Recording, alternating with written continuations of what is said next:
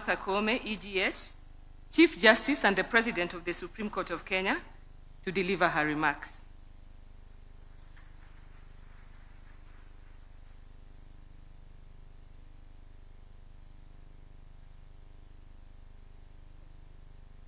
Thank you very much, the Honorable Attorney General, who is also the titular head of the bar. Your Excellency, the President of the Republic of Kenya, and Dr. William Samoei Ruto, allow me, for the interest of time, to abide by all the protocols that are being established and say that I recognize all the distinguished participants here this evening. It is an honor, a very great honor for me, to join you all today for this historic Katiba Day commemoration, a day that reminds us of our collective resolve as a nation to live under the transformative vision of the 2010 Constitution. I also, Your Excellency, join the other speakers to thank you most sincerely for declaring that going forward, 27th August will be commemorated as Katiba Day, and also for convening this important summit and for bringing together the leadership of all arms of government, county governments, constitutional commissions, and independent offices to reflect together on the promises, responsibilities, and the enduring vision of our Constitution. The very fact that we are gathered here across and governance mandate is itself testament to the spirit of our constitutional democracy. This gathering demonstrates that while we may have different roles, different perspectives and mandates, we are all united in our fidelity to one supreme law, to one people, the sovereign citizens of Kenya. Our Constitution establishes constitutional democracy, a system in which the will of the people is exercised within the bounds of the Constitution. And I wish to clarify that judiciary does not exercise overreach. When we interpret the Constitution, we are merely breathing life and spirit to the Constitution. And should there be overreach, it is quickly checked on appeal, and the issues are brought within the four contours of the Constitution. Unlike other forms of government, a constitutional democracy system is not merely a majority rule, but it is about a majority rule that is restrained and guided by the rule of law. It's about the protection of the fundamental rights and recognition of dignity of every individual. The Constitution is therefore both a shield and a compass, as it protects the weak, the vulnerable, and marginalized, while guiding our nation's leadership towards justice, equality, and inclusion. The constitutional promise of national cohesion and prosperity cannot be secured by political or economic power alone. They flow from fidelity to the Constitution, respect for diversity, and inclusion in governance. Our Constitution envisages a Kenya where all communities, regardless of their size, and all citizens, regardless of their station in life, would have an equal claim to dignity, opportunity, and justice. Going forward, I hope this discussion we are having today can take part in all our counties in all our constituency, in all our wards, in all our families, so that Kenyans can embrace constitutionalism, they can internalize the Constitution, they can own and they can claim the rights that are enshrined in the Constitution.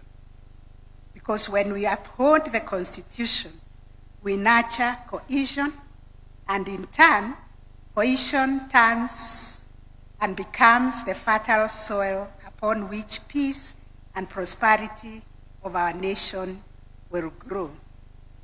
It is important to use this Katiba Day commemoration to reaffirm the fact that the heart and soul of our constitutional democracy are strong, independent, and accountable institutions. These institutions are designed not to operate in isolation, not to serve themselves, but to serve fleeting interests, but not also to serve fleeting interests, but to serve the people of Kenya. Every decision we make, be it in the judiciary, in the executive, or in the legislature, the question we must ask is how it impacts on Kenyans and how it promotes the spirit of the Constitution.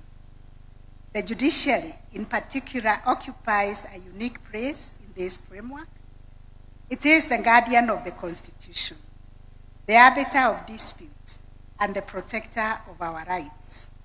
The judiciary that is weak, a judiciary that is captured, a judiciary that is beholden to any authority cannot fulfill this mandate. One article of the Constitution that I celebrate every day is Article 160 that proclaims this independence and directs that judiciary or judicial decisions cannot be influenced by anybody or any authority.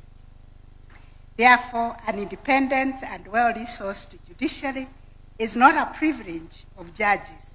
It is a right of every Kenyan and a safeguard for our democracy. Judicial accountability has been critical to consolidating public trust, because independence goes hand in hand with accountability. And to enhance public trust and confidence in the judiciary, we, in January, established the court integrity committees in every court stations, bringing together stakeholders to identify and address corruption and unethical conduct. At a sectoral level, the judiciary, working with other agencies in the justice sector, through the National Council on the Administration of Justice, spearheaded the anti-corruption strategic guiding framework for the justice sector, which was launched, Your Excellency, in March 2025, and it promotes a coordinated action in tackling corruption across institutions in the justice sector. On the other hand, the Judicial Service Commission has, since the promulgation of the Constitution, diligently carried out their constitutional mandate of ensuring accountability within the judiciary by receiving and investigating complaints against judges and judicial officers. To date, the Commission has processed a total of 946 petitions against judges, reflecting the seriousness with which it treats public grievances and the commitment to upholding integrity in the administration of justice. 4 judges have been removed from office over this period. At present, only 95 complaints remain pending, most of which are at various stages of inquiry, demonstrating both the efficiency and transparency of the Commission's processes.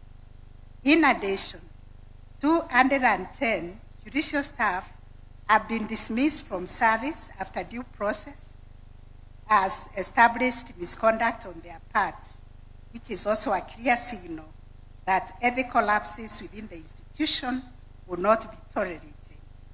These figures illustrate not only the robustness of internal accountability mechanisms, but also determination of the Judicial Service Commission to maintain the highest standards of professionalism, and public trust.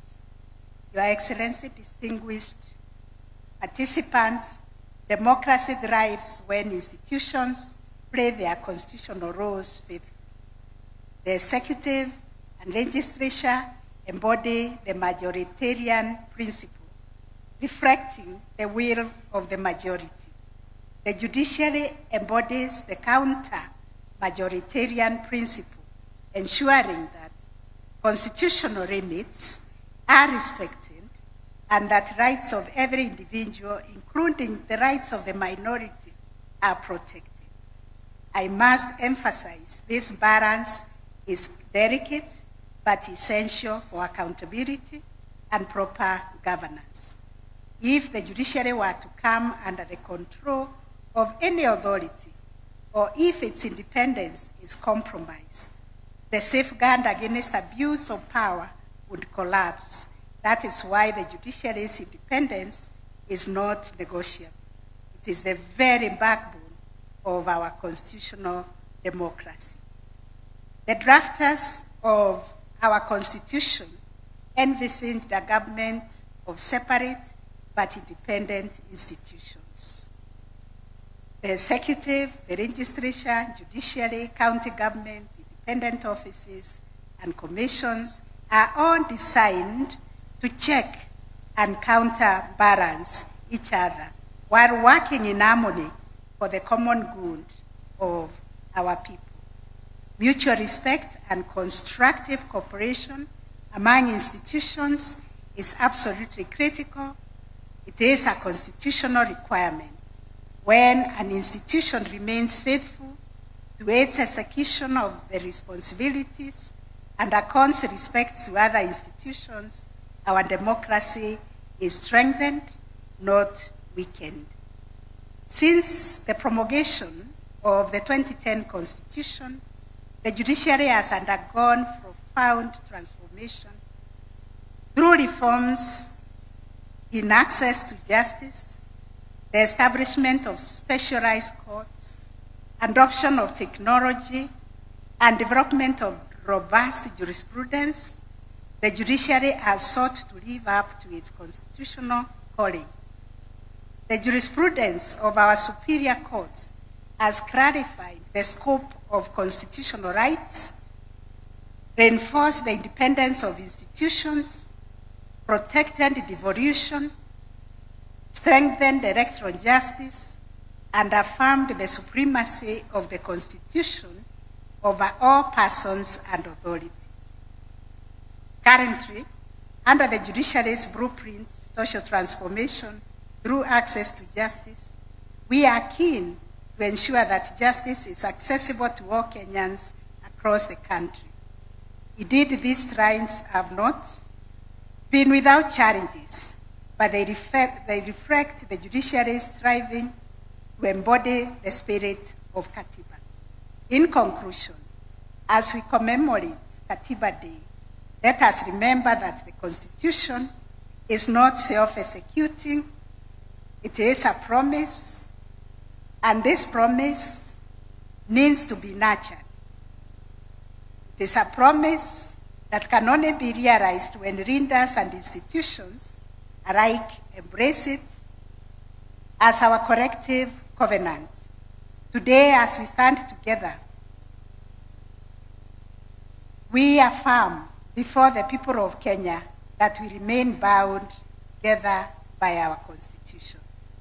Let this unity not be symbolic gathering, but a commitment to constitutionalism, justice, accountability, and service to our people.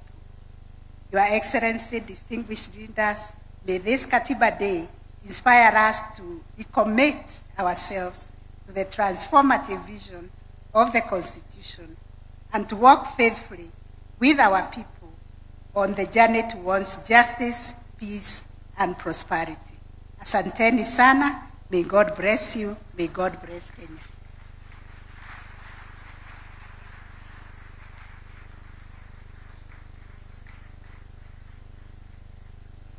I join my lady in realizing that there are important lessons to draw from judicial reflection.